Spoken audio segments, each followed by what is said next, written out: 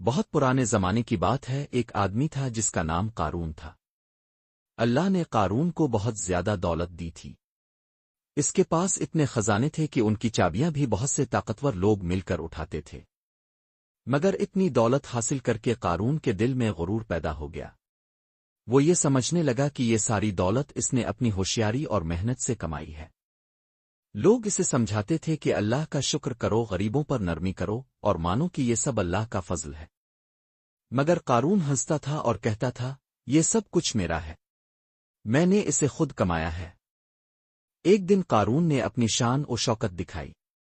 وہ بہت قیمتی کپڑے پہن کر نوکروں کی لمبی قطار کے ساتھ اپنے چمکتے ہوئے غرور بھرے چہرے کے ساتھ لوگوں کے سامنے نکلا۔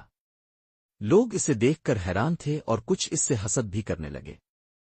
پھر اچانک زمین ہلنے لگی۔ پہلے ایک چھوٹا جھٹکا آیا، پھر ایک بڑا جھٹکا۔ دیکھتے ہی دیکھتے زمین اس کے قدموں کے نیچے کھل گئی۔ قارون اپنے بڑے محلات اور سارے خزانوں کے ساتھ زمین میں نیچے دھنستا چلا گیا۔ اس کی چیخیں، اس کا بڑا غرور اور اس کی ساری دولت مٹی میں دفن ہو گئی۔ قارون کی کہانی ہمیں یہ سبق دیتی ہے کہ دولت بری چیز نہیں ہے، لیکن غرور، تکبر انسان کو برباد کر دیتا ہے۔ جو شخص اللہ کا شکر ادا کرتا ہے وہ محفوظ رہتا ہے، اور جو تکبر کرتا ہے وہ ختم ہو جاتا ہے۔